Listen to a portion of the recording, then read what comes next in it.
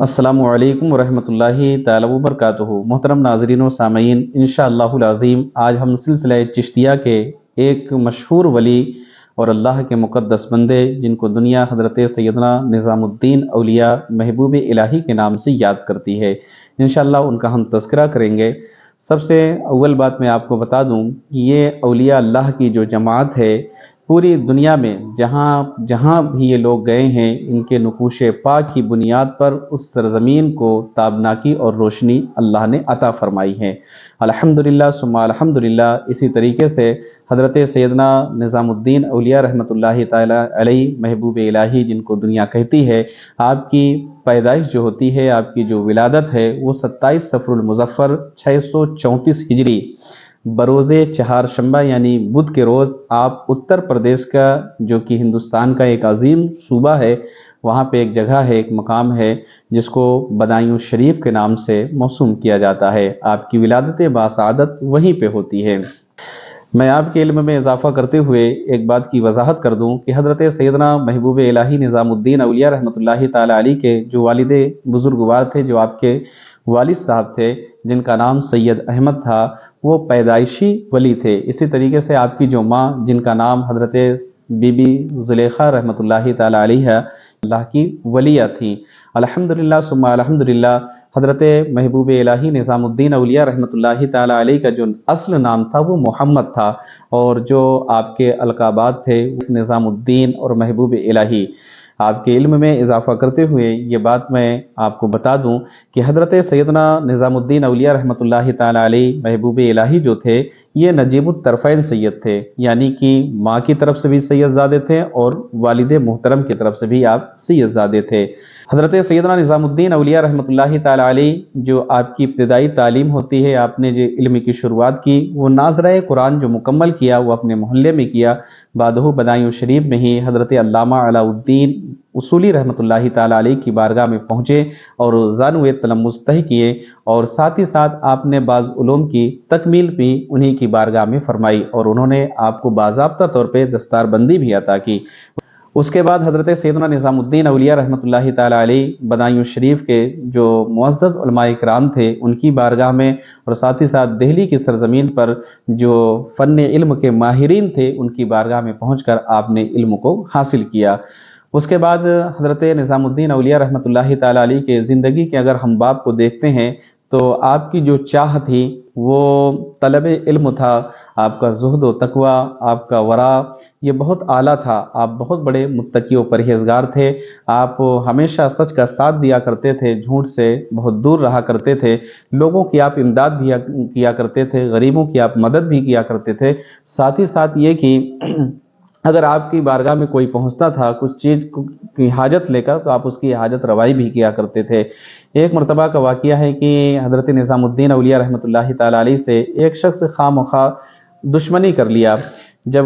چند روز کے بعد اس کا انتقال ہوتا ہے تو حضرت نظام الدین اولیاء رحمۃ اللہ تعالی علیہ اس کے جنازے پہ تشریف لے جاتے ہیں، اور اللہ کی بارگاہ میں دعا کرتے ہیں کہ مولا تعالیٰ، یہ مجھ سے عداوت کر رکھا تھا، دشمنی کر رکھا تھا، اور یہ میری لوگوں سے برائی اور غیبت کیا کرتا تھا، اللہ کریم میں اسے معاف کرتا ہوں، اور میرے سبب سے تو اس کی بخشش فرما دے، اس کے گناہوں کو تو بخش دے۔ یہ آپ کا اعلیٰ اخلاق تھا اور یہ آپ کا کردار تھا، ورنہ آج تو یہ ہے کہ آج ہمیں اگر کوئی اینٹ سے مارے تو اس کا جواب لوگ پتھر سے دینے کے لیے تیار رہتے ہیں، لیکن ان اکابرین بزرگان دین اور سلف و خلف کی تربیت ہمیں اس بات کی طرف اشارہ کرتی ہے کہ اگرچہ آپ کو کوئی گالی دیتا ہے تو اس کے عوض میں آپ اس کے لیے دعا کریں، آپ کی کوئی برائی کرتا ہے تو آپ اس کے لیے دعائے مغفرت کریں۔ یہی نظام الدین اولیاء رحمۃ اللہ تعالی علیہ کی بارگاہ سے ہمیں سبق ملتا ہے۔ میں آپ کو بتا دوں کہ حضرت نظام الدین اولیاء رحمۃ اللہ تعالی علیہ کی ایک بہت بڑی مشہور کرامت ہے کہ ایک مرتبہ ان کے کسی مرید خاص کے ہاں ایک محفل تھی، جس میں تقریباً ہزاروں کی تعداد میں لوگ جمع ہو گئے۔ اب جو محفل کا انعقاد کر رکھا تھا، انہوں نے تو صرف 50 یا 60 لوگوں کا کھانا بنا رکھا تھا۔ جب ہزاروں کی تعداد دیکھی تو بہت پریشان ہوئے، اپنے پیر و مرشد یعنی حضرت نظام الدین محبوب الہی رحمۃ اللہ تعالی علیہ کی بارگاہ میں آتے ہیں اور عرض کرتے ہیں کہ حضور،